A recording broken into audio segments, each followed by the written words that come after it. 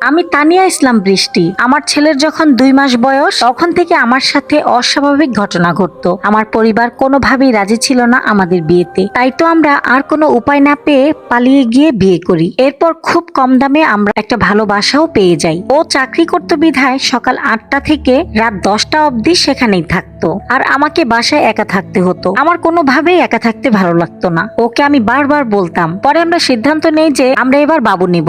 আলহামদুলিল্লাহ 2 মাসের মধ্যে আমি কনসেপ্ট করি। আমার দেখাশোনা প্লাস ঘরের কাজকর্ম করার জন্য একটা খালাকে আমার স্বামী টাকা দিত। সে যখন ছিল তার সাথে সারাদিন কথা বলতাম, বেশ ভালোই লাগতো। তিনি আমার মায়ের বয়সী, সব উপদেশ মায়ের মতোই দিত। এটা করলে বাচ্চার ক্ষতি হবে, ওটা করা যাবে না। আমি তাকে নিজের মায়ের মতোই সম্মান করতাম। আস্তে আস্তে আমার হাজবেন্ড চাকরি বাদ দিয়ে ব্যবসা শুরু করলেন এবং আলহামদুলিল্লাহ আমাদের ভালোই উন্নতি হচ্ছিল, যার কারণে সেই খালাকে আমি ভালোই মাঝে মাঝে টাকা পয়সা দিতাম। তার ঘরে বাজার সদাইও করে দিতাম, এমনকি মাসে নতুন একটা জামাও দিতাম তাকে। সেই খালার একটা মেয়ে আছে, আমার থেকে একটু বড়। তো একদিন খালা তার মেয়েকে আমাদের বাড়িতে নিয়ে আসে। মেয়েটার স্বামী নাকি মেয়েটাকে অনেক অত্যাচার করে, যার কারণে শ্বশুর বাড়ি থেকে পালিয়ে এসেছে, আর যেতে চায় না। আমারও খুব মায়া লাগে, তাই বললাম যে খালা আপনি যেহেতু থাকছেন তাহলে আপনার মেয়েও থাকতে পারে, আমার কোনো আপত্তি নেই।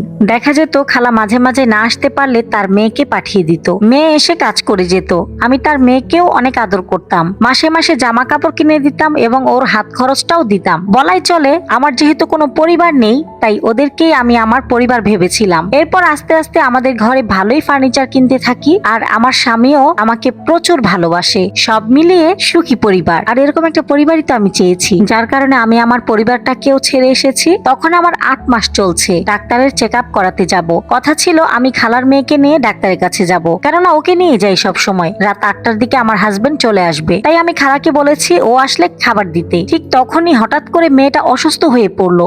সে বলল তার প্রচন্ড পেট ব্যথা করছে, সে যেতে পারবে না। তাই আর কি করার, আমার সাথে খালা গেলেন আর সেই মেয়েটা রয়ে গেল। খালা আমার সামনে তার মেয়েকে বারবার বলছে আমার স্বামী কাছ থেকে ফিরে আসলে তাকে যেন খাবার দেয়। ডাক্তারের কাছে এত বেশি রোগী ছিল যে আমার সিরিয়াল আসতে আসতে রাত 10টা বেজে যায়। এরপর ডাক্তার দেখিয়ে বাড়ি আসতে আসতে 10:30 বেজে যায়। ডাক্তারখানায় থাকা অবধি আমি আমার স্বামীকে 2বার ফোন করেছিলাম। রিং বেজেছে কিন্তু ফোনটা ধরেনি, তাই একটু চিন্তা লাগছিল। আবার তার কারোর সাথে ঝগড়া হয়নি তো, মন খারাপ না তো। তাই আমি খালাকে বললাম খালা তাড়াতাড়ি বাড়ি যেতে হবে। তখনই খালা জানালো যে তারও কিছু ওষুধ কিনতে হবে। এরপর এক এক করে অনেকক্ষণ সময় লাগিয়ে ওষুধগুলো কিনলো। অবশেষে বাড়ি আসতে আসতে রাত 11টা বেজে যায়। বাসায় এসে দেখলাম আমার স্বামী রুমে গেট লাগিয়ে বসে আছে, আর মেয়েটা গুনগুন করে গান গাইছে, আর আমাদের জন্য খাবার বাড়ছে।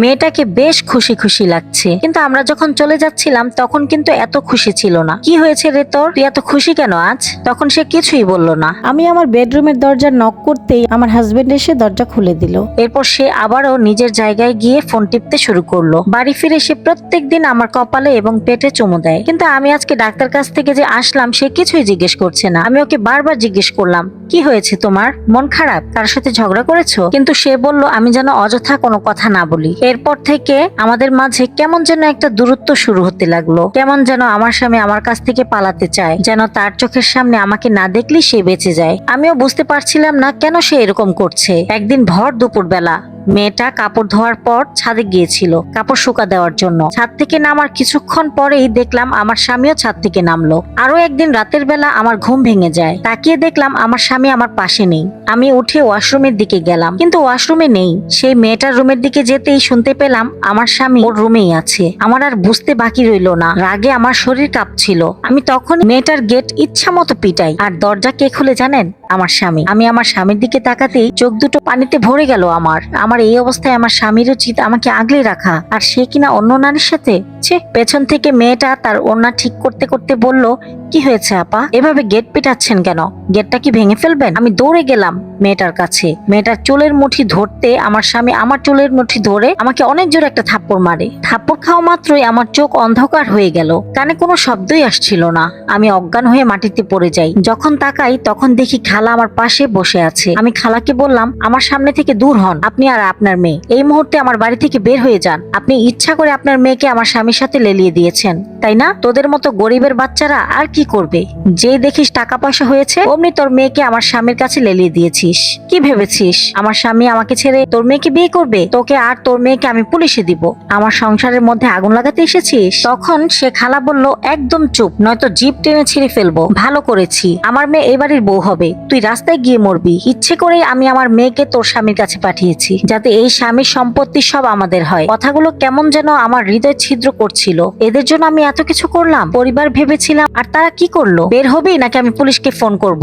এমনকি পুলিশের নাম্বার ডায়াল করতে করতেই তারা ভয়ে আমার বাড়ি থেকে বেরিয়ে যায়, আর যাওয়ার সময় জোর গলায় বলে যে তোকে আমি দেখে নিব, এই সবকিছু আমার মেয়েরই হবে, তুই রাস্তায় গিয়ে মরবি। আমি ভেবেছিলাম শয়তান দূর হওয়ার পর আমার সংসারটা আগের মতোই হবে, কিন্তু না, আমার স্বামী দিন দিন আমাকে অবহেলা করতেই লাগলো। আমার স্বামীর আমার প্রতি দিন দিন অবহেলা বাড়তেই থাকে। প্রত্যেক দিন অনেক রাত করে বাসায় ফিরে। আমি ওকে কিছু জিজ্ঞেস করলে আমাকে ধমক দেয়। তখন আমি কাঁদো কাঁদো কণ্ঠে বললাম, কেন এমন করছো? আমি তোমার জন্য পরিবার ছেড়ে এসেছি, তুমি কি ভুলে গেছো আমাদের কত সুন্দর একটা সংসার ছিল? আমাদের বাচ্চা আসবে, বাচ্চাকে নিয়ে খেলবো, কত সুন্দর পরিবার। তুমি কি জন্য এত বদলে গেছো? তুমি না বলেছিলে এই পৃথিবীতে যদি কাউকে বেশি ভালোবাসো সেটা আমি? তাহলে কি করে পারলে সেদিন আমার গায়ে হাত তুলতে? তখন আমার স্বামী কিছুই বলে না। এর মধ্যে আমার পেন শুরু হয়ে যায়। আমাকে হসপিটালে নিয়ে যাওয়া হয়। আমার ফুটফুটে একটি ছেলে হয়, কিন্তু আমার হাজবেন্ডের মুখে কোনো রকমের খুশির ছাপ দেখতে পেলাম না। অথচ সে সব সময় চাইতো তার জন্য একটা ছেলে হয়। তার অবহেলায় দিন কাটছিল। আমার ছেলের যখন 2 মাস বয়স, তখন থেকেই আমার সাথে অস্বাভাবিক ঘটনা ঘটতে থাকে। একদিন রাত্রিবেলা হঠাৎ করেই আমার চোখ খুলে দেখলাম আমার বাচ্চা আমার পাশে নেই। আমি তন্ন তন্ন করে খুঁজতে লাগলাম। তখন দেখলাম আমার বাচ্চা একা একাই হাঁটছে এবং একটা শয়তানি হাসি দিয়ে এই রুম থেকে ওই রুমে দৌড়াচ্ছে। এত জোরে জোরে দৌড়াচ্ছে যে তা কোনো স্বাভাবিক মানুষের পক্ষে সম্ভব না, মানে হাওয়ার মতো দৌড়াচ্ছে। 1 মাসের বাচ্চা কিভাবে এভাবে দৌড়াতে পারে? ঠিক তখনই ফজরের আজান দিয়ে দেয়, আর দেখলাম যে আমার বাচ্চার রূপে দৌড়াচ্ছে সে গায়েব হয়ে গেল। দৌড়ে এলাম বেডরুমে, দেখলাম আমার বাচ্চা তো ঘুমাচ্ছে। তাহলে আমার বাচ্চার রূপ ধরে কে এসেছিল? আমি আর দেরি করলাম না, পরের দিনই এক ইমামের কাছে সবকিছু খুলে বলি। তিনি আমাকে বললেন আমাদের বাসায় আসবেন। বাসায় এসে তিনি যা জানালেন তা হলো আমাদের বাসায় নাকি কালো জাদু করা হয়েছে, আর মূলত আমার স্বামীকে কালো জাদু করা হয়েছিল। আর এখন আমার ছেলেকে মেরে ফেলার ফোন দিয়ে আসছে। তারা চায় আমার ছেলেকে মেরে আমাকে বাড়ি থেকে বের করে দিবে। আর বুঝতে বাকি রইল না এসব কে করিয়েছে। এরপর ইমাম সাহেব কালো জাদুর কিছু কাগজ বের করে দিল। একটা ছিল আমাদের সোফার ভিতরে, আরেকটা ছিল খাটের তোশকের নিচে, যে জায়গায় আমার হাজবেন্ড ঘুমাতো। সেই কাগজে আরবি উল্টো করে লেখা ছিল, এমনকি কি সব পুতুলের ছবি আঁকা ছিল যেগুলোর হাত বাঁধা ছিল আর মুখের ভিতর ছুরি ঢোকানো ছিল। যাই হোক, ইমাম সাহেব এরপর আমাদের বাড়িটা বন্ধ করে দিয়ে যায় এবং কালো জাদুও কাটিয়ে দেয়। 3টি তাবিজ দিয়ে যায়, একটি আমার স্বামীর জন্য, একটি আমার জন্য এবং একটি আমার ছেলের জন্য। বাড়ি ফেরার পর আমি আমার স্বামীকে তাবিজটা পরিয়ে দেওয়া মাত্রই আমার স্বামী আগের মতোই স্বাভাবিক হয়ে যায়। ভুল করেছিলাম, তখন যদি পুলিশের কাছে কমপ্লেন করতাম ওইটাই ভালো হতো। এরপর সেই মহিলার তার মেয়ে আবারও আমাদের উপর কালো জাদু করেছিল, কিন্তু যেহেতু আমাদের কাছে তাবিজ ছিল তাই আর কিছুই হয়নি। উল্টো তাদের কালো জাদু তাদের গায়ে গিয়ে পড়েছে। সেই মহিলা স্ট্রোক করে এবং তার মেয়ে গলায় ফাঁসি দিয়ে মারা যায়। কি জন্য মারা গেছে কেউ বলতে পারে না। ভিডিওটি ভালো লাগলে প্লিজ একটি লাইক দিবেন। ভিডিও সংক্রান্ত কোনো মতামত থাকলে কমেন্টের মাধ্যমে জানাতে পারেন। চাইলে একটা শেয়ার করে দিতে পারেন আপুটাকে সাপোর্ট করার জন্য। এবং আপনাদের স্টোরি যদি আমার ভিডিওর মাধ্যমে সবার কাছে শেয়ার করতে চান তাহলে আমার ইনবক্সে আপনাদের গল্প পাঠাতে পারেন। গল্প বলতে বলতে আমি কিন্তু রান্না করে ফেলেছি এবং খাবারও খেয়ে নিচ্ছি। আজকে রান্না করেছিলাম মূলা ভাজি, টমেটো চাটনি আর হচ্ছে গরুর মাংসের তিল কলিজা। আর এই যে ভাইরাল মরিচটা দিয়ে আমি খাচ্ছিলাম, মরিচটা কিন্তু একটু ঝাল না, কিন্তু ঘ্রাণটা খুব সুন্দর, কচকচ করতেছে শুধু। আমার এর আগে খুবই খেতে মন চাচ্ছিল। তো যাই হোক, আলহামদুলিল্লাহ খাবার খেয়ে নিচ্ছি। আজকের মতো ভিডিওটি এ পর্যন্তই। আল্লাহ হাফেজ, আসসালামু আলাইকুম।